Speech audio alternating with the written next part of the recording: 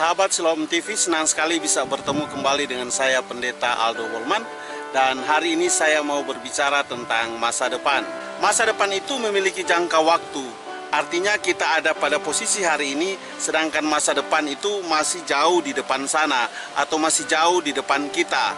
Dan karenanya waktu bergulir mengisi hari-hari kita untuk membawa kita sampai tiba pada masa depan kita. Dengan demikian maka kita sebagai manusia mempersiapkan akan masa depan kita.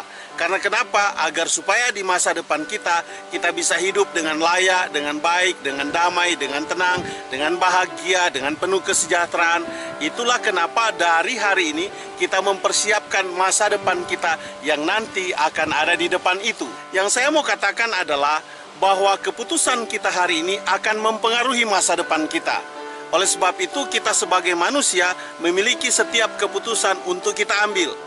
Dan ketika kita salah mengambil keputusan hari ini, maka itu akan berdampak di masa depan kita. Sebab kehidupan kita hari ini yang akan membawa kita kepada masa depan kita. Karenanya, apa yang kita lakukan hari ini akan menunjang dan akan menunjukkan, akan membuktikan siapa kita di masa depan kita. Apa yang sudah terjadi di masa lalu dan hari ini, itulah yang mendorong kita untuk supaya kita tiba di masa depan kita. Oleh sebab itu kita punya pengalaman-pengalaman di masa lalu. Dan pengalaman-pengalaman di masa lalu itu yang membawa kita untuk kita bertemu, berjumpa dengan masa depan kita. Karenanya ada begitu banyak orang yang berjuang dengan mati-matian untuk mempersiapkan masa depannya. Dan oleh karenanya tidak heran orang tua menyekolahkan anak-anaknya, bahkan suami istri mempersiapkan anak-anaknya untuk supaya di masa depan itu dia bisa hidup dengan layak, dengan tenang, dengan damai. Begitu juga dalam usaha pekerjaan kita, tentunya yang kita lakukan dalam bisnis pekerjaan kita, agar supaya apa yang kita lakukan itu dapat menunjang di hari depan kita, atau dapat menjamin kehidupan kita di hari depan. Setiap kita punya kesempatan untuk berbuat di hari ini. Dan apakah kita dapat mempergunakan kesempatan kita itu dengan baik dalam rangka bagaimana agar supaya kita tiba pada masa depan. Tentunya dalam kehidupan kita punya peluang, punya kesempatan untuk mewujudkan masa depan kita. Dan itu sangat tergantung kita mempergunakan kesempatan kita dengan baik dan benar, agar kebenaran di hari ini akan membenarkan kita di masa depan kita. Begitu juga dengan kebaikan hari ini akan menjadi baik kita di hari depan kita. Kita sebagai manusia tentunya kita tidak bertambah muda, tetapi kita bertambah tua. Dan itulah yang menjadi pemikiran kita bagaimana di hari tua kita. Apakah kita sudah bisa mempersiapkan dari hari ini atau tidak? Amat terlebih kepada anak-anak muda yang masih memiliki kesempatan yang lebih banyak untuk mengatur masa depannya.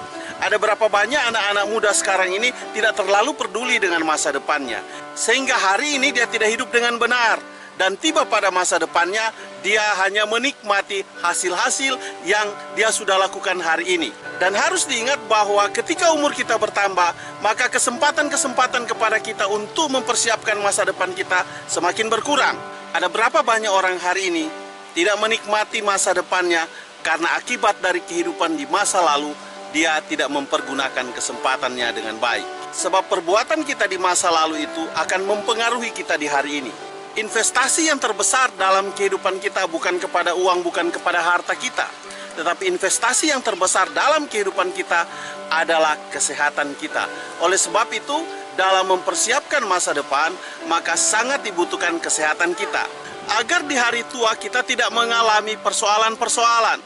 Ada berapa banyak anak muda hari ini tidak memperdulikan akan kesehatannya. Sehingga di masa depannya, sehingga di hari tuanya, dia mengalami penderitaan akibat dari persoalan-persoalan di waktu lalu. Penyesalan kita tidak akan merubah segala sesuatu yang sudah kita lakukan di waktu lalu. Selain kita menyesal, mungkin kita menjamin masa depan kita kepada harta, kepada kekayaan kita.